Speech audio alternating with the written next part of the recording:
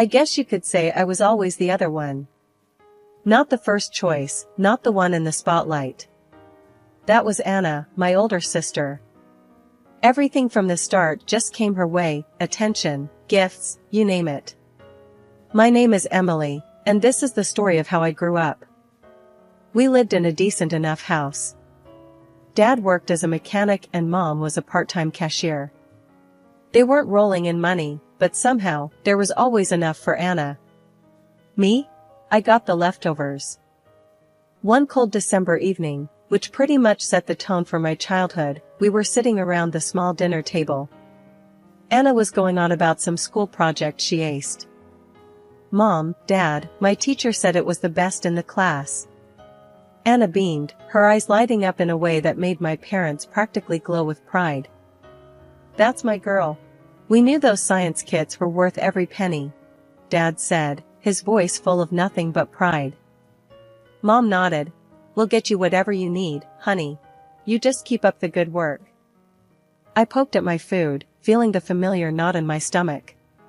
Hey, I got an A on my math test. I mumbled, not sure why I bothered. That's nice, Emily, Mom said, barely glancing my way. Make sure you keep it up. No praise, no excitement. It was like scoring well was expected of me, or worse, like it didn't even matter. I learned early on not to expect much. Christmas was a few weeks away, and the disparity in our living room was almost laughable. Under the tree, beautifully wrapped gifts piled up, all for Anna. I knew the routine. My gifts were usually things like socks or a book, nothing that screamed special. That year, it wasn't any different. Anna ripped through her presents with glee, uncovering new clothes, gadgets, and even a brand new laptop. Oh my God, this is awesome. Thanks, Mom and Dad, she squealed. I unwrapped my own, a second-hand novel, and a pack of plain shirts. Thanks, I said, trying to keep the disappointment out of my voice. When the holidays were over, things went back to the usual routine. Anna was the star, and I was just there. Aunt Sarah was the only one who seemed to notice. She'd drop by now and then, always with a small gift just for me, something that made me feel seen. But those visits stopped after one particularly ugly argument. I was coming home from school when I overheard them in the kitchen. You can't keep doing this, John. You're ignoring your younger daughter, Aunt Sarah said, her voice stern and full of frustration. Sarah, she doesn't need as much as Anna, Dad fired back, his tone harsh. That's not the point. It's about showing both your daughters that you care. Well, maybe if Emily was more like her sister, it wouldn't be so hard, Dad retorted, not realizing I was listening. Aunt Sarah saw me first, her face dropping as she caught my eye. I ran up to my room, before I heard any more, the sting of tears hot on my cheeks. After that, Aunt Sarah wasn't allowed over anymore. Dad said she was causing trouble, stirring up drama that didn't exist. But it did exist, I lived it every day. After high school, it was like standing at the edge of a cliff. Anna was off to college with a fat check from Mom and Dad to cover her dorm, books, everything. Me? I got a pat on the back and a good luck, Emily. I moved out, not long after that. There was no drama, no teary goodbyes. Just me, packing my few things into old boxes and suitcases, while Mom watched, her face unreadable. I found a small apartment on the outskirts of town. It wasn't much, but it was a start. The place was shared with two other girls, Lisa and Jen, who were about as broke as I was, but with dreams just as big. Welcome to the dungeon, Lisa joked on the day I moved in, showing me around the cramped space with a laugh. We make it work, though. You got a job lined up? Starting at the diner tomorrow, I replied, dumping a box on the bed that would be mine. And maybe something at the bookstore, part-time. Good hustle, Jen nodded, her eyes approving. We all pitch in for rent on the first. No exceptions, okay? Got it, I assured her, already calculating my hours and expenses in my head. Working 2 jobs wasn't easy. The diner had me on my feet all day, taking orders, dodging the grumpy chef's temper, and smiling through it all. Nights or evenings I spent at the bookstore, shelving books and ringing up sales, the calm a stark contrast to the diner's chaos. Months turned into a year, and saving up for college seemed like chasing a mirage. Just when I'd have a little put aside, something came up. Like the time I got sick. It hit me out of nowhere. One day I was fine, the next, I was burning up, barely able to get out of bed. Lisa found me like that, shivering under a pile of blankets. "Jesus, Em, you look like hell," she exclaimed, her face creased with concern. "You need a doctor." "I can't afford a doctor," I muttered, feeling the room spin a little. "We'll figure it out," she insisted, pulling out her phone. "There's a clinic, they charge based on what you earn. Don't be stubborn about this." The clinic was a crowded, weary place where the wait times could break you if the illness didn't. When my turn finally came, the doctor was a kind, tired-looking man who prescribed some meds and plenty of rest. "You need to take it easy," he advised, handing me a prescription. "Can you take some time off work?" I almost laughed. "Not really, but I'll see what I can do." Back at the apartment, I crunched the numbers. Meds, missed shifts, just scraping by on rent, it all added up too fast. My college fund, the little there was, dwindled to nothing. After the medical ordeal and draining my savings, I knew I had to face it, I needed help. Swallowing my pride, I decided to call home. It had been a while since we talked, not properly since I moved out. The phone rang, and I braced myself. "Mom? It's Emily." "Emily, this is unexpected. Everything okay?" Her voice was cautious, not warm or worried. "I need to ask a favor. Can I come home for a bit? Just till I get back on my feet?" My voice sounded small, even to my own ears. There was a pause, the kind that tells you the answer won't be what you want to hear. "Oh, Emily, you know your sister just moved back in with her husband. They're using your old room. There's really no space." My heart sank, but I pushed on. "Can't we figure something out? Maybe I could sleep on the couch? It's just for a little while." There was another long pause. "I'm sorry, Emily. It's just not possible right now. Maybe when things settle down with Anna and the baby." I hung up and sat there, the silence of the apartment pressing down on me. They had made their choice, and I wasn't it. I was on my own, truly on my own. The next few days were a blur of applying for any job I could find, skipping meals to save a few bucks, and trying not to think about the fact that my own family had turned me away when I needed them the most. It was during one of my late-night job searches that I got a call from Aunt Sarah. "Emily, sweetheart, I heard about what happened. Are you okay?" Her voice was like a lifeline. "Hey, Aunt Sarah. I'm managing. Just trying to figure things out. Listen, why don't you come stay with me for a while? You shouldn't be alone through this." I felt tears prick at my eyes, relief washing over me. "Really? Are you sure? I don't want to impose." "Of course, I'm sure. You're not imposing. Your family, more than just when it's convenient. Pack your things, and come over.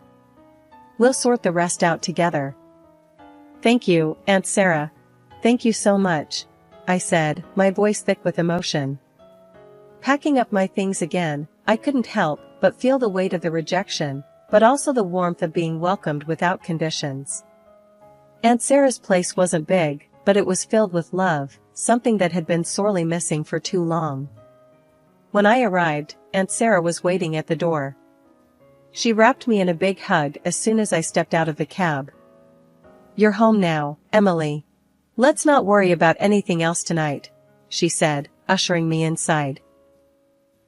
Life at Aunt Sarah's was different from anything I'd known. It was quiet, peaceful, and, most importantly, I felt wanted. A few days after I moved in, Aunt Sarah and I sat down at her old, scarred kitchen table for some real talk.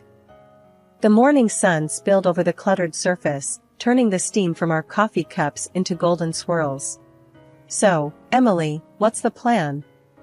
Aunt Sarah asked, her eyes locking onto mine with that direct, no-nonsense way she had. I took a deep breath, stirring my coffee slowly. Honestly, Aunt Sarah, I want to go to college. I want to be a lawyer. But everything's just messed up right now. She nodded, tapping a finger on the table, thoughtful. Lawyer, huh? That's a big dream, Emily. Big dreams are good. They keep us going. But they need big plans. What's stopping you? Money, I said, flatly. Money is stopping me. And I've been working jobs, but it's never enough, especially not for law school. Aunt Sarah leaned back, her chair creaking slightly under the shift. I might have a solution for that. But it comes with a condition. I frowned, curious and a bit wary. What kind of condition? You get into college, and I'll pay for it. But, Emily, you've got to commit. No half measures. You work your tail off, you study hard, and you pass everything. Not just pass, excel. Can you do that? Her offer floored me. It was more than I could have hoped for. Yes, I can do that. I will, Aunt Sarah. Thank you. With that, we started planning. I applied to colleges that offered good law programs, crafting application letters late into the night. When the acceptance letter from a well-respected state college came, I actually pinched myself, thinking I was dreaming. I did it, Aunt Sarah. I got in. College was tough. Law school even tougher. Aunt Sarah's financial support freed me from the constant stress of money, but it put another kind of pressure on me. The pressure to succeed, not just for myself, but for her too. As semesters passed, I not only met Aunt Sarah's expectations, I exceeded them. My grades were top of the class, and I landed an internship at a local law firm. One evening, after a particularly grueling day at the firm, I came home to find Aunt Sarah in the kitchen, her expression more serious than usual. Sit down, Emily. We need to talk. Worry pricked at my heart as I took a seat, noticing she wasn't her usual self. What's wrong, Aunt Sarah? She sighed, a long, heavy sound. Nothing's wrong, exactly. I just want you to know how proud I am of you. You've done more than I ever expected. You're going to be a great lawyer. Her praise warmed me, but her tone hinted at something unsaid. Thanks, Aunt Sarah. I couldn't have done it without you. That's not just it, she continued, her eyes serious. You've got to start thinking about what comes next. You're about to fly, and I'm just glad I could give you the wings. During my final year of law school, I managed to secure a prestigious internship at a respected law firm downtown. The first day, I walked into the towering building feeling like I was exactly where I was supposed to be. My supervisor, a sharp-tongued lawyer named Mr. Coleman, met me at his office door with a skeptical look. So, you're the intern I've heard so much about. Emily, right? Mr. Coleman's voice was gruff, his eyes scanning me like I was a case file he wasn't sure about. Yes, sir. I'm here to learn and contribute as much as I can, I replied, my voice steady, despite the butterflies dancing in my stomach. The work was intense. I spent days buried in legal research, drafting documents, and sometimes, I was allowed to sit in on client meetings, observing the real dance of law. Mr. Coleman didn't hand out praise easily, but when he did, it stuck. One late evening, after everyone else had gone home, I was still at my desk poring over a particularly tough case when Mr. Coleman walked by. He stopped, looking over my shoulder at the piles of legal journals and notes spread out in front of me. Don't you ever go home, Emily? He asked, an eyebrow raised in amusement or maybe respect, I couldn't tell which. Not until I figure this out, I answered without looking up. This case could set a precedent, and I think there's an angle we've missed. Mr. Coleman grunted, pulling up a chair. Show me. We spent the next hour discussing the case, back and forth, with me arguing my point based on a precedent I found that could help our client. Finally, he leaned back, rubbing his chin thoughtfully. Not bad, Emily. Not bad at all. You've got a sharp mind for this. Keep it up, and you'll make a fine lawyer. The day I graduated, I felt a mix of pride and nostalgia. Aunt Sarah was in the front row, clapping louder than anyone else, her eyes shining with tears. After the ceremony, as we walked out of the auditorium, she hugged me tight. "You've done it, Emily. All those years of hard work, and here you are," she said, pulling back to look at me with that proud, unwavering support that had become my rock. "I couldn't have done it without you, Aunt Sarah. You believed in me when no one else did, not even myself," I said, my own eyes misty. With law degree in hand, I started applying for jobs. The market was competitive, brutal even, but I was not deterred. I sent out dozens of applications, went on several nerve-wracking interviews, and finally, I got a call that would start the next chapter of my life. "Ms. Emily, this is Jared from Mason & Associates. I'm pleased to inform you that we'd like to offer you the position. Your internship performance was highly recommended by Mr. Coleman, and we believe you'd be a great fit." I almost dropped the phone. "Thank you, Jared. I'd be honored to accept." When Aunt Sarah told me my sister Anna had never graduated college due to her early pregnancy and quick marriage, I wasn't really surprised. Aunt Sarah's health took a turn for the worse not long after that revelation. I was at work, buried in files, when I got the call from the hospital. My world stopped. I barely remember grabbing my things and rushing out. Everything after that was a blur until I reached her side. She was weak, her voice barely a whisper, but her eyes were the same, sharp and knowing. "Emily," she murmured as I took her hand, trying to swallow the lump in my throat. "I'm here, Aunt Sarah. I'm right here," I managed to say, my voice trembling. She squeezed my hand, her grip frail, but firm. "You did good, kid. I'm so proud of you. You remember what I always told you? To be strong. To stand up for myself," I replied, the tears I had been holding back now streaming down my face. "That's right. And you have," she said, her voice growing fainter. "I've left you something. In my will. The house, it's yours now." I nodded, unable to speak, squeezing her hand. We didn't say much after that. We didn't need to.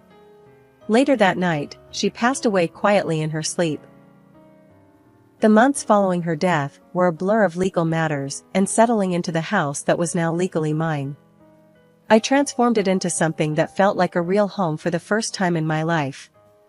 Then, out of the blue, my parents and Anna with her husband and kids decided to visit. I should have known they weren't just coming to check on how I was holding up. As soon as Anna walked in, she started inspecting the place like she was at an open house, commenting on every piece of furniture and layout. "Oh, this would be perfect for the kids," she said loudly. "Look at all this space, Mom." Her husband nodded, adding, "Yeah, we could really spread out here." I clenched my fists, trying to keep my cool. It wasn't until my mother chimed in that I lost it. "Emily, you should really think about letting Anna have the house. They need the space, what with the kids and all. You can manage fine in a smaller place, can't you?" I stared at them, disbelief turning quickly into anger. "Are you serious? This is my house. Aunt Sarah left it to me, not to Anna. I'm not going anywhere." Anna, who had been pretty quiet, finally piped up, her voice dripping with entitlement. "But you don't need all this space, Emily. It's just you here. We're a family of 5. It just makes sense for us to have it." That's when I laughed. It wasn't because anything was funny, but because the sheer audacity of their request was absurd. "You think just because you have kids and a husband, I have to give up my home? That's not how this works." Mom looked shocked. "Emily, don't be greedy. Think of the family." "Family?" I scoffed, the word bitter in my mouth. Where was this family when I needed a place to stay? When I needed help? They didn't have an answer to that. "Look," I said, my voice firm as I stood up taller, "I appreciate you all coming here, but this house is mine. Aunt Sarah wanted me to have it, and I'm going to honor her wish. You need to leave now." Anna's husband tried to argue, his face turning red, but I didn't let him get far. "Out. All of you, now." or I'll call the police." They muttered about me being ungrateful and greedy as they gathered their things. Anna shot me a look that could freeze lava, her disappointment clear. But as they left, the weight on my shoulders lifted. I had stood up for myself, for my home, and for Aunt Sarah's memory. I came home from work to the most absurd situation. I couldn't get into my own house, the locks had been changed. Before I could process what was happening, I heard noises inside and started banging on the door. It swung open and there stood my sister Anna, with her husband and their kids scattered behind her. "We've decided to move in here," she declared with a smug look, as if it was the most natural decision in the world. "What are you talking about? This is my house," I snapped, disbelief and anger swirling inside me. Anna shrugged, unbothered. "Well, we need it more than you do. We've already moved everything in." "That's not how any of this works, Anna. I'm calling the police," I said, fumbling for my phone. She laughed, clearly thinking I was bluffing. "Sure, go ahead." I dialed 911. While we waited, our parents showed up, drawn by the commotion. They sided with Anna, of course. "Emily, why are you being so difficult? This is family, we should stick together," Mom said, her voice high-pitched and nervous. "Dad, tell her," Anna added, turning to our father, who just frowned at me. "This is just plain wrong, and you know it," I shot back, the reality of the situation making my hands shake with rage. Anna's husband, who'd been silent until then, stepped up. "Just drop it, Emily. Otherwise, you'll regret it," he sneered, his tone menacing. I started recording on my phone, aiming it at him. "Threaten me again, and it's on record." He lunged for the phone, but I sidestepped him. Right then, the police arrived. It didn't take long for them to assess the situation. My sister was crying now, her kids confused and scared. Anna's husband kept saying, "It's just a family matter," trying to downplay his earlier aggression. Mom was sobbing by now, pleading with the officers. "Please, they're just kids, they don't understand. We're her family." I took a deep breath before I explained to the police. They broke in and changed the locks. I didn't give them permission. "This is my house." The officers were firm. "Breaking into a house and changing the locks is illegal, even if you are family," one of them told Anna and her husband. Finally realizing the seriousness of the situation, my family's bluster faded. The police made it clear they had to leave. Reluctantly, and with plenty of resentful glances thrown my way, they gathered their things. After the police left, I called a locksmith to change the locks again, this time making sure no one else had the keys. As I stood in the doorway of my reclaimed space, the silence was heavy, filled with the echoes of the confrontation. It was a few months later when I met Mike. He was a friend of a friend, introduced to me at a small gathering. Mike was easy to talk to, with a straightforward way about him that I appreciated. "So, you've had quite the year, huh?" Mike said, handing me a drink with a knowing smile. "You could say that," I replied, the corner of my mouth tilting up in a half-smile. "It's been eventful." As the evening went on, we talked about everything and nothing, music, books, our shared disdain for soggy French fries. It was refreshing, talking to someone who didn't see me as the overlooked sister, or the woman who kicked her family out. Weeks turned into months, and Mike started coming around more often. One quiet evening, as we sat watching a movie with a bowl of popcorn between us, Mike turned to me. "Emily, I've been thinking," he began, pausing the movie. "Yeah?" I responded, my heart skipping a beat. "I really like what we have. I mean, I know your house is your sanctuary, but I was wondering if you'd be okay with me being a more permanent part of it," he asked, his voice tentative. I looked at him, really looked, and saw everything I needed in his sincere, hopeful gaze. "I'd like that," I said simply, and his smile lit up the room. Life didn't become perfect overnight, but it felt a whole lot lighter with Mike by my side. We faced a few more challenges, like when Anna tried to stir up trouble again by spreading rumors about me being heartless. But this time I didn't face it alone. Let them talk, Mike said one evening after I got a frustrating call from Mom, telling me how upset Anna was. The people who know you, really know you, they know the truth. That's all that matters. He was right, and slowly, I began to let go of the anger and resentment. It wasn't worth holding on to. Instead, I focused on the good, the home I was building, both the physical walls around me and the emotional barriers I was letting down.